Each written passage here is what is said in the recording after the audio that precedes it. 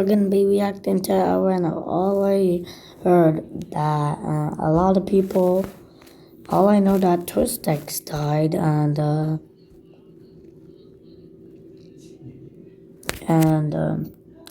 I guess let's go on. Oh my God! I want to.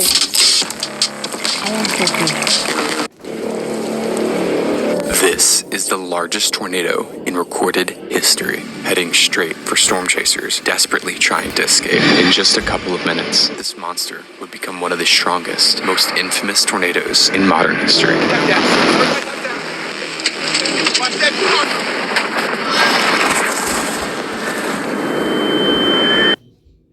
Please don't tell me the fuck. I don't even know what the fuck happened, but okay. But how did this happen? An EF5 tornado just went through Moore, Oklahoma, leveling multiple neighborhoods. The large Oklahoma City metro is left in shock at the devastation. May is an active time for tornadoes in Oklahoma, but nothing like this could have been predicted. One thing about the weather, though, is that it stops for no one.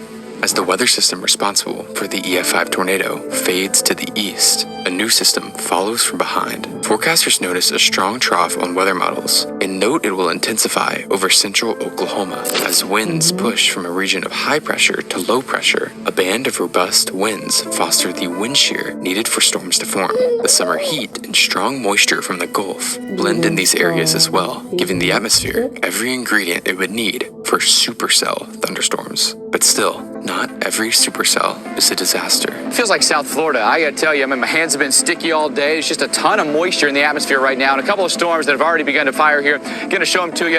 Off to our north here, this is one that's gonna head toward, we believe, Cashion. You can see a well-delineated base to this. So we're gonna have to position ourselves in a way that lets those storms slide by us, where we can kind of avoid the larger hail cores because they've already put down some big hail. Hundreds, possibly thousands. So you mean thousands? Okay. I guess you mean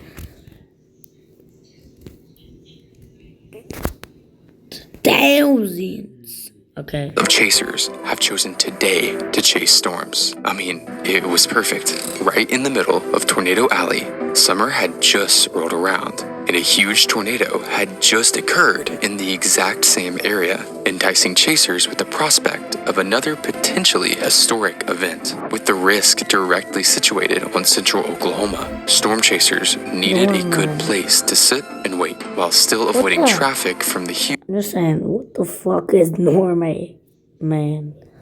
What is this? What is this? This is near Oklahoma. We should have known. And what is Sean Lee? I don't know what that town is. I guess it's crazy. Very crazy from Oklahoma. Can we actually... Oh yeah, Tulis. Oh yeah, I remember this tornado. Back in Oklahoma. Okay. Huge Oklahoma City. To the west of the Oklahoma City metro, the town. Now there is Atlanta. Finally. We finally found it from over there. Where Oklahoma is. Okay, sorry for pausing. Of El Reno presented itself as the perfect target for chasers, with the El Reno area packed with chasers. At 4:30 p.m., a blip on radar appears, and then a couple more. With the extreme instability present, or available energy in the atmosphere, these blips are quickly going to turn into monster supercells. Renowned storm chaser Tim Samaras tweets about the dangerous potential ahead. Storms now initiating south of Watonga along the Triple Point. Dangerous stay ahead for Oklahoma. Stay weather savvy. Tim is chasing with his group to a stack. Oh. So cool. His son, Paul Samaras, and a close colleague of his named Carl Young accompany him as part of the team. Their goal? Get life-saving data of tornadoes using instruments like pressure probes. In fact, back in 2003, Tim had set the world record for the lowest pressure drop ever recorded in a tornado, and he was out there to do it again, risking his life for the safety of those. Wait, you can make these on your phone? and play them right No. away? Type any idea. This. risking his life for the safety of those around him. By 5 p.m., many of the cells are spinning and producing massive hail. This would be the start of the storm's dangerous behavior. It's not long until they begin to merge into one giant complex, with the southernmost storm becoming dominant. This dominance allows it to tap into atmospheric ingredients more efficiently and spin tighter than the others. Rapid rotation encompasses the base of the storm, and a large wall cloud forms. This wall cloud highlights the mesocyclone of the storm, essentially the portion capable of producing a tornado. Right here, we're just south, about 2 miles, maybe a mile west. The wall cloud is over here. I think it's really big. But okay. Storm right here. This cloud right here. At 6:01 p.m., the first report of a tornado appears. When exactly this tornado actually touched down, however, is a little murky, as the actual base of the storm is enormous. Instead of a thin funnel emerging from the spinning clouds, dust began to swirl randomly underneath the entire storm. While currently weak, it's obvious that something big is about to happen. It's just a matter of when. At 6:03, a small funnel stretches to the ground before lifting back in the air. Okay, guys, It's I down, saw- I down see right behind it. the trees. ground. Another small funnel on the ground. There. We got multiple vortexes, Holy multi-vortexes. fuck. We got so close. Get the fuck out of there. I swear. good. to God, get the fuck What about lightning? This is our first look at what is called a sub-vortex. You see, tornadoes are not exactly one single spiral into the air, but rather multiple strong vortices of wind spinning around a common center. Typically, these vortices are so close and similar in strength that they appear as one, but in this storm, the Yeah, so. This is a tornado. The vortices are forming here. So it's forming another tornado. Either here or somewhere else. We don't know. But it's forming somewhere or here. I don't know. It's forming here, I think. area of rotation is so large and has so much energy, these sub-vortices appear erratically and discretely under the base. Yeah. It just makes it bigger. It's just like the new vortice is here. The other tornado is tropically here. It's tropically here. So makes a big eye wall cloud around them.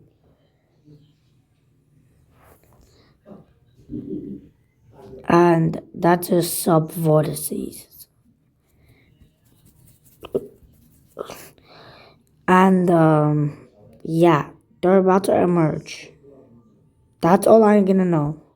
Multiple smaller circulations Oh, yeah. converge and morph. Now it's bigger. Now it's bigger. Now it's over this size. Now. It's this size. But imagine. Or actually, it might be just bigger. It might be this side.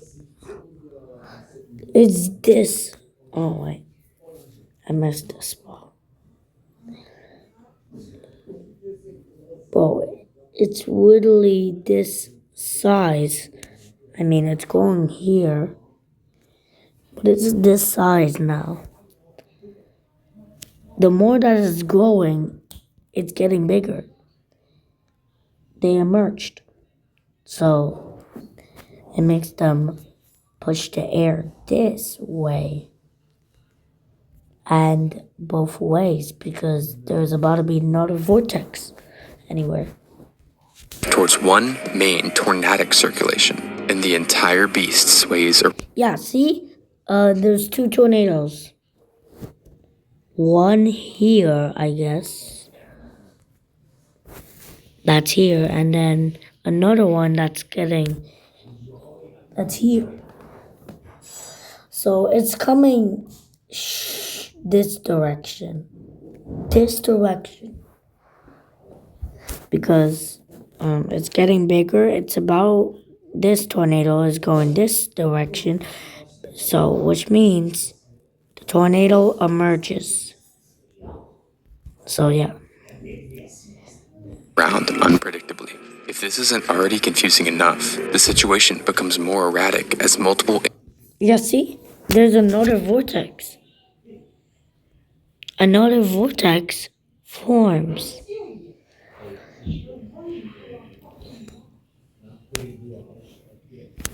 And this tornado has already formed. This one is about to touch down fast. Instances of twins to even quadruplet tornadoes occur. The storm is currently moving at a moderate 20 miles per hour to the southeast. Remember this number for later. To the southeast of the storm, a tornado touring group called Tempest Tours, with multiple visitors, are watching the tornado. Mesmerized by it, the group's leaders are unaware of how close the actual tornado is, as the smallest of vortices dance around. Yeah, so they're technically wiggling. And another vortex is about to drop down here. In random directions. In fact, the edge of the circulation is less than 3 minutes from them. The tour leader is watching the increasingly multiple strong erratic vortices carefully. He expects to see the tornado moving from left to right, which would indicate circulations converge with the storm. A tornado. So, I know that it's going this direction in the east. It might be either moving here, might be moving into Rudder RDW. So, it's coming this direction. It's going like a curve.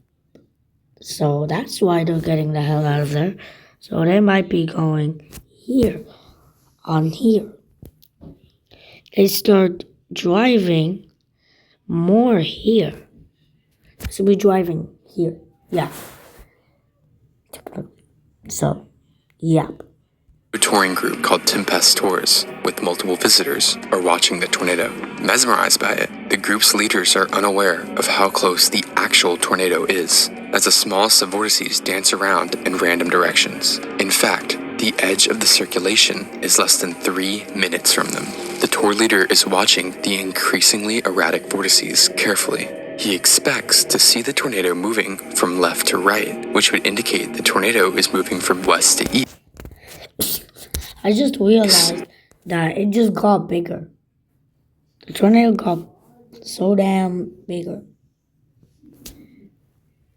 Might be this size by now. It was like this size earlier. And now that one went really fast here, so yeah. So that's right. The expected direction of motion. Instead, they see no motion. That's when they realize something terrifying. The tornado is moving directly towards the tour group. The tour leader immediately honks his horn to get the group back in the van. At this moment, they have less than 60 seconds to get out of the tornado's path.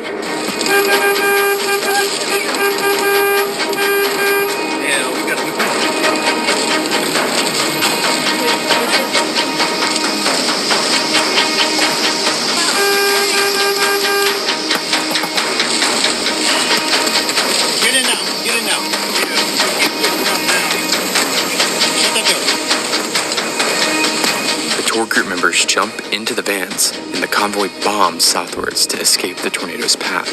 Fortunately, they are able to outrun the vortex, a rare occurrence in comparison to others. The majority of chasers have positioned themselves to the south of the tornado. This is because, again, the tornado should be moving to the northeast, but because of the sudden southeast motion, they find themselves scrambling to get out of the way of the powerful circulation. Due to the hundreds of chasers, mobility is severely hindered as traffic jams begin to form. The hype caused by the active season has caused a backlog of chasers itching to get as close to the tornado as possible. This is a grave mistake, as that decision, combined with the erratic motion and structure of the tornado, is creating one of the most dangerous Want more Oh coins for my less? God.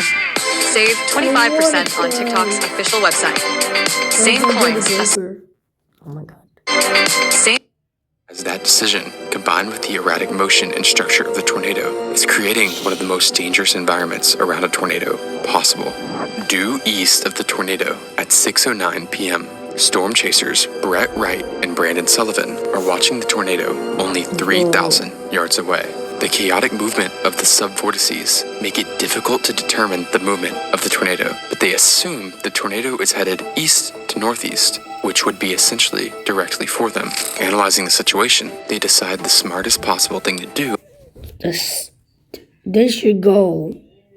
They should go over right down here. They should go right down here. If they turn here, they would still survive. If they turn here, that's bad luck. And the tornado might turn this way, and it will get it. Yeah. So you can eat up big two sides, buddy. would be to drive south, but this is a freak tornado, south. and the decision would place them in a deadly situation as winds begin to batter the vehicle. Oh my gosh! Debris! Debris! Coming up! That whole thing's coming up! Oh my god! Oh my god! Something for you. Keep going, Andrew. Keep going. Keep going. Why is this guy stopping? Watch that car.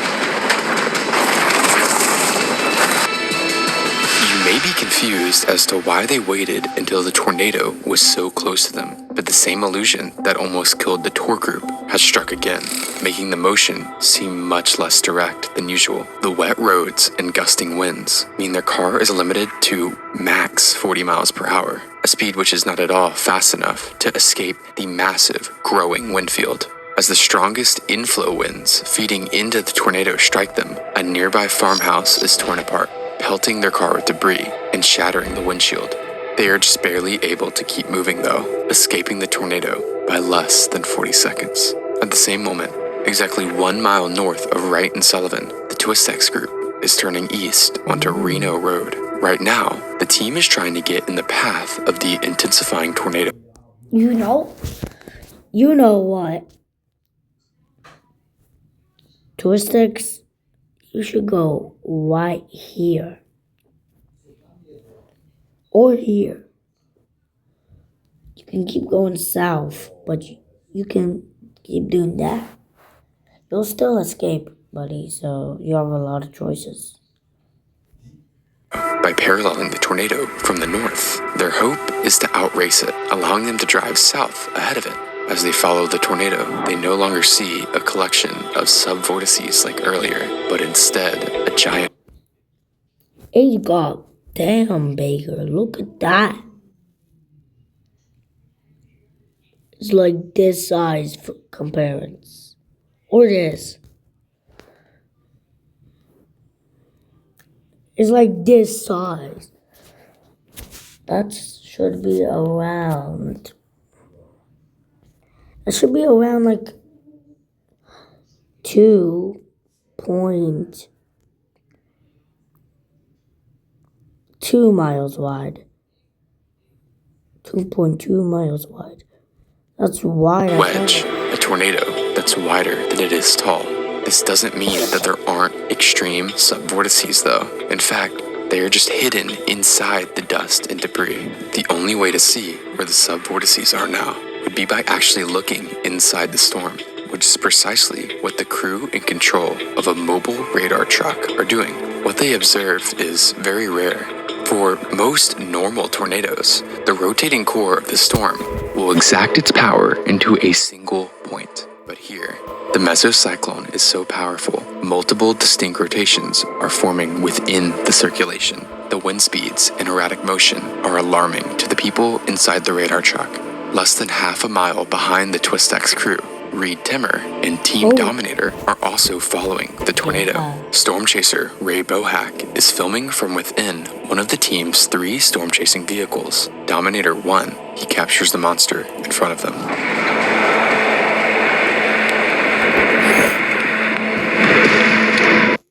Reed Timmer and Team Dominator are also following the tornado. Storm chaser Ray Bohack is filming from within one of the team's 3 storm chasing vehicles. Dominator 1, he captures the monster in front of them.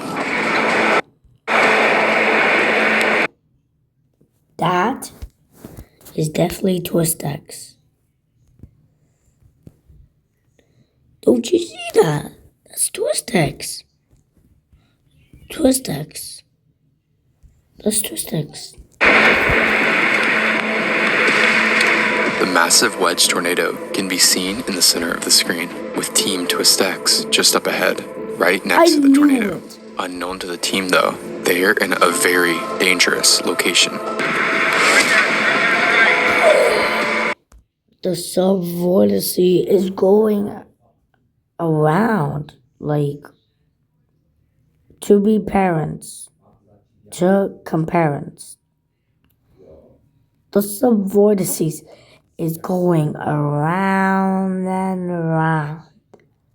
But the other one is forming here. And this is the whole wedge. You can't even see it, but okay. And that's a massive wedge as well, but okay.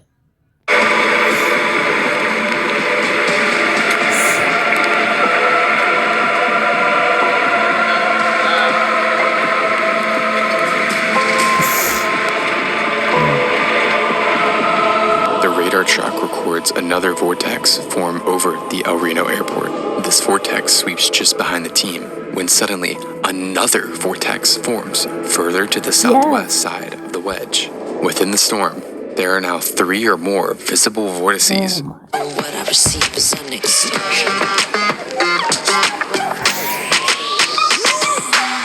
It's no accident we're here. What do you think is going on?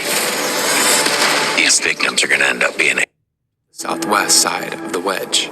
Within the storm, there are now 3 or more visible vortices rotating around each other. The radar truck crew observes how the formation of these new tornadoes causes some crazy, unpredictable behavior. Here, the main wedge is pulled north by the forming vortex, lunging towards Reno Road, towards the Twistex crew. Inside Twistex's vehicle, Paul Samaras has a video camera and is capturing the encounter. While the footage they recorded is lost, the dialogue of the 3 crew members has been transcribed. Carl Young urges Tim to continue east to get ahead of the tornado. We could pass it right now, Tim. It's no problem. Really, I have a clear shot. But Tim realizes something's wrong.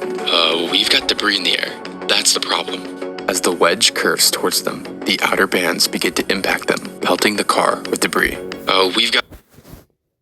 Okay, you have one choice. You already know you have to go like here. You have to do that. Turn to the north. That's good. We're gonna follow it around to the north and get out of here. They turn north onto Reformatory Road, battling 70-mile-per-hour winds feeding into the tornado. While this is happening, a civilian named Richard Henderson is also on Reno Road, just ahead of Twistex. He had watched the tornado touch down 10 minutes prior, where he had snapped an image of the forming tornado on his cell phone to send to a friend. Before he made a phone call, Henderson says, "I'm having fun. I'm riding around chasing storms." Henderson's friend expressed concern. "You better stop doing that." But Henderson kept chasing.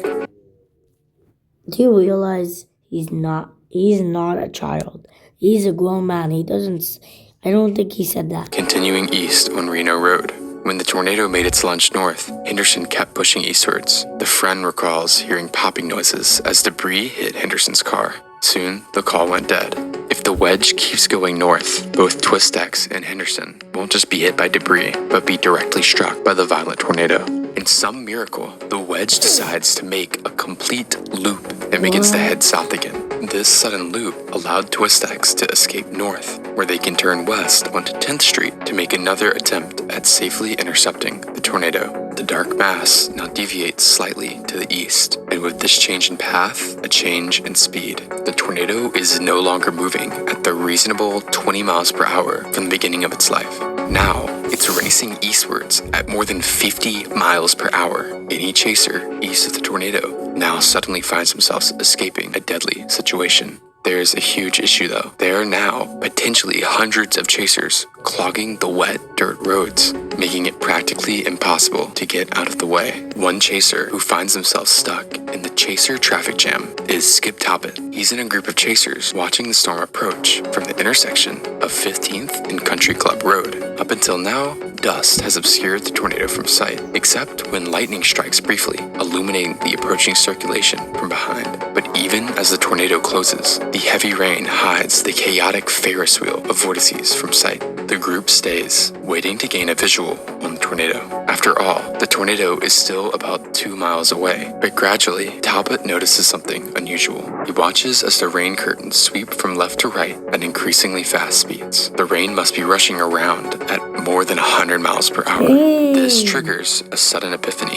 The rain is the tornado. The entire area is starting to gain tornadic winds. The group makes the smart decision to scramble east. As they turn onto 15th Street, they join a bumper-to-bumper line of chasers, all running for their lives. Not everyone in this line is a chaser, though. A couple minutes before, local resident Billy O'Neill and his son-in-law, Jose Bonilla, are watching the approaching tornado. Bonilla urges O'Neill to get into the neighbor's storm cellar, but he's too claustrophobic. Because of this, the pair decide to try and outrun the tornado in their car. They drive south towards 15th Street, where they see the line of chasers fleeing the approaching funnel. O'Neill stops and waves on the chasers, even as the tornado approaches closer and closer. Eventually, the last car passes, and they're able to turn onto 15th Street. But the tornado is moving way too fast. Unfortunately, there's no chance of escape. Ahead of them, they see a pickup truck turn south onto a dirt road. Inside is the driver, Dustin Heath Bridges, and passenger Wyatt Mindeman. They have both been caught in the storm whilst heading towards the nearby town of Yukon. O'Neill follows them in a last-ditch attempt to get out of the tornado's path. It's too late though. Power lines are brought down onto Bridges' truck, trapping both cars as the tornado overtakes them. Bonilla recalls, all the windows blew out. We started rolling. It was like slow motion. Both cars roll at least 150 yards before they come to a stop, right side up on a completely different road. Bonilla climbs out of their door and hears screaming from Bridges' pickup. He runs over to find Bridges hanging out at the door by his seatbelt. Mindeman is sat with a crushed leg, unable to help him. Bonilla rushes back to O'Neill to get help, but when he arrives, he realizes O'Neill has passed away. Bonilla grabs a piece of broken glass to cut Bridges free from his seatbelt. Paramedics soon descend on the scene, but when they arrive, Bridges has gone unresponsive. He and O'Neill are pronounced dead at the scene, the first deaths attributed to the tornado. 1 mile north on Reno Road, there is another line of chasers fleeing eastwards. The last person in this traffic is the previously mentioned Richard Henderson. Henderson was able to make ground on the tornado when it looped behind him, but now it's closing on him again. The crowd of vehicles now converge on Highway 81, a major road running north to south. Here, many chasers make a life or death decision, continue east and hope they can outrun the tornado on the dirt roads, or turn south onto Highway 81 and hope they can outrun the tornado before it hits them. Skip Talbot and Richard Henderson make the decision to continue fleeing east. At the same time, half a mile north of Henderson, a group of chasers from the Weather Channel are about to make a different decision. A decision that may be the biggest mistake of their lives. The Weather Channel team is made up of 3 vehicles. The lead vehicle is driven by Kevin Parrish, which is then followed by a vehicle named the Bettsmobile because it is operated by Mike Betts, a Weather Channel reporter. Betts' producer, Austin Anderson, and a cameraman named Brad Reynolds also accompany him. The convoy stops just north of Reno Road so Betts can make a live broadcast as the tornado approaches from the southwest. All right, that's Simon Brewer, one of the storm riders, and I think we're trying to get a hold of Mike Bettis. He's out there in the field. I believe this is the Mike's shot here. That's the tornado hunt team. Hey, Mike, I think he's just now Well, he's got in. a tornado behind him. Yeah, Mike, can you hear us? Guys, that's it. Right there. There's the tornado. We are just north of Union City, south of El Reno, south of I-40. Cops have blocked off 81 at this point, and now letting traffic go southbound because the path of the tornado could come right over top of Union City or pass very close to it. Look at that monster. This is a huge tornado. If you live in Union City, south of El Reno, you have to take shelter. We may actually quickly try to get in our cars and get south of this. That'd be the safest place to do that. I think we have to go now in order to stay ahead of this and not get run over by it. So guys, I think we're gonna get back in our cars. We're gonna try to keep our cameras on top of this, and we're gonna roll just to stay safe, okay? We'll be back with you in just a minute, but huge, violent tornado right now approaching Union City, south of El Reno, Oklahoma. Their decision to drive south seems like a reasonable idea. To their north and west, giant, record-sized hail is falling. Traveling east would keep them in the potential path of the tornado, so booking it south towards clear air is by far the most appealing option. Sadly, once again, illusions hide the danger they're about. Oh my god. The danger they're about to put themselves in. You see, the tornado is so large, it seems like it's barely moving yet again. But again, when a tornado doesn't appear to be moving, usually it's moving towards you. This illusion likely makes the team believe they are directly in the path, prompting the Weather Channel convoy to head south rather than stay put. The truth is, the tornado is now racing due east at 55 miles per hour. But it's not just moving at 55 miles per hour. Because as well as this, the tornado's size is expanding faster now than any tornado in history. In less than 60 seconds, the wind field expands from 1 mile to 2 miles in width. This means the tornado is literally expanding towards Highway 81 at 30 miles per hour. Combining these values, the tornado's forward speed is coming directly at them at over 80 miles per hour. As the convoy begins to drive south, they quickly realize What happened here? Oh my god, hello Mateo. Oh my it's their mistake. This is the largest tornado in recorded history, heading straight for storm chasers desperately trying to escape. In just a couple of minutes, this monster would become one of the strongest, most infamous tornadoes in modern history.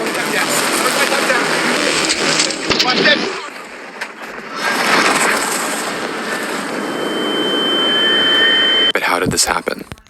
An EF5 tornado causes sudden epiphany tornado before it.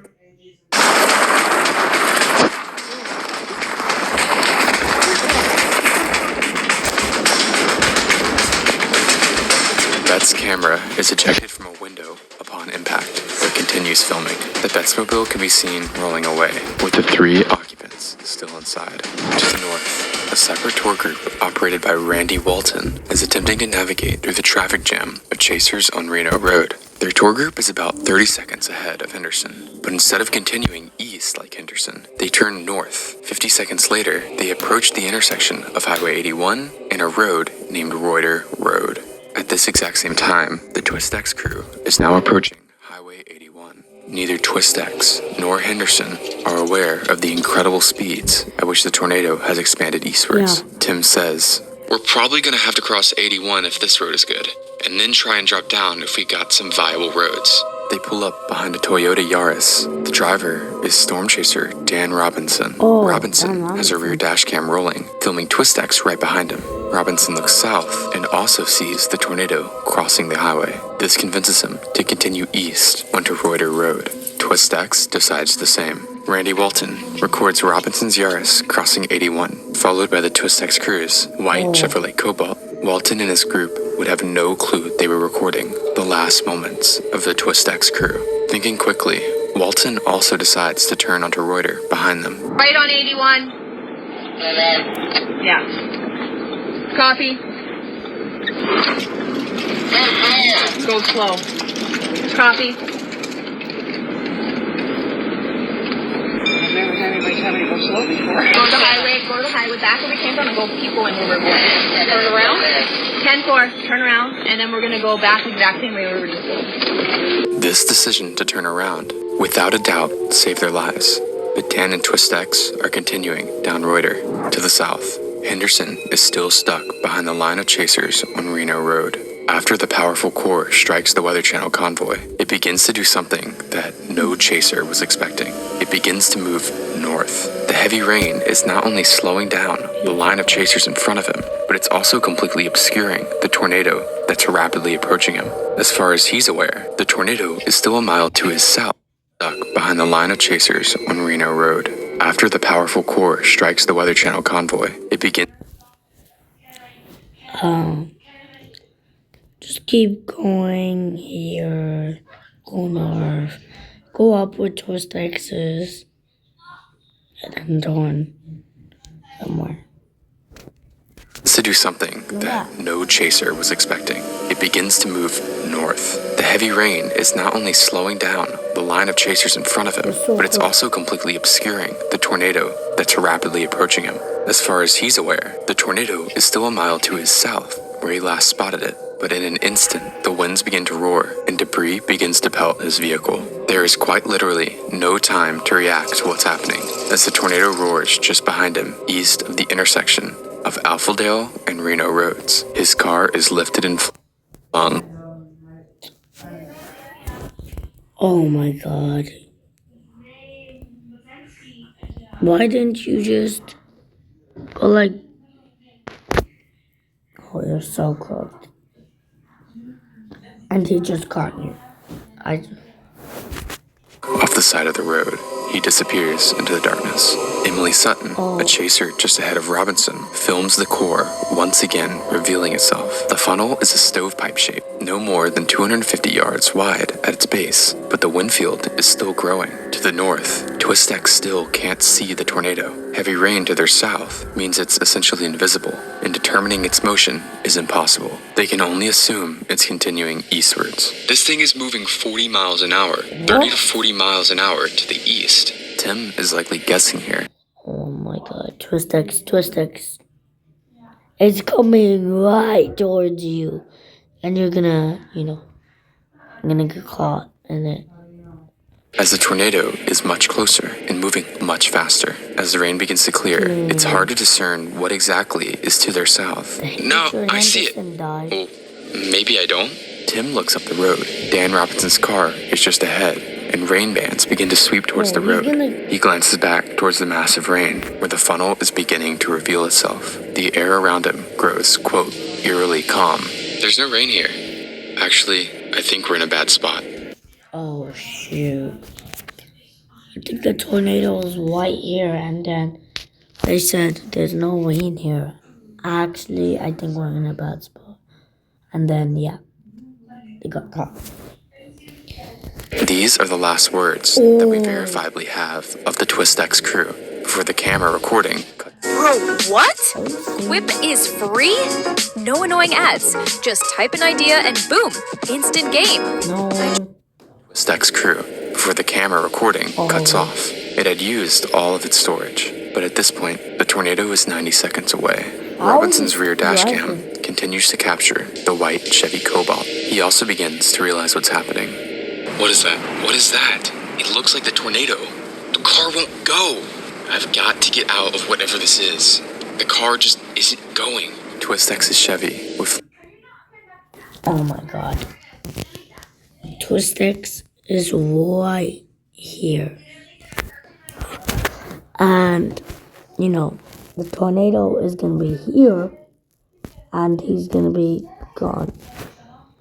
Like over here.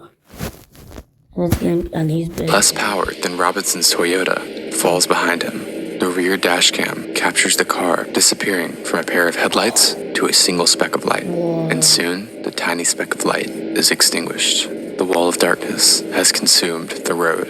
Oklahoma Highway Patrol Officer Betsy Randolph is nearby and is listening to her radio when she hears a disturbing shout. We're going to die. We're going to die. The transmission went dead immediately afterwards. It is believed that this transmission was from the Twistex vehicle as the main circulation overtook their car. So Dan Robinson needs to go really get the hell out of there. Because go east. Go east. You could have turned here and, yeah, but you keep going east. But that's okay. He's obscaping. By the time Robinson pulls clear of the tornado, It has grown to its full width, an incredible 2.6 miles wide. What? The rain has fully cleared, and now the inner mechanisms of the disgusting monster can be seen. Huge sub-vortices sweep around at incredible speeds. The mobile radar truck from earlier has paralleled the tornado to the north on Interstate 40 and is watching the tornado approach. As the radar scans the tornado, they record something incredible. Inside the circulation, wind speeds of 296 miles per hour, the second highest wind speeds ever, are measured. Moments later, a satellite tornado arcs around the south side of the main one with a ground speed of 175 miles per hour. This is the highest forward speed ever recorded for a tornado. Within minutes, this tornado has come close to or has broken numerous records. People could have died, but the real tragedies that occurred during the tornado were in vehicles along Highway 81 and I-40. Oh Dozens my god, rest in peace, but that's the end of the video, so bye.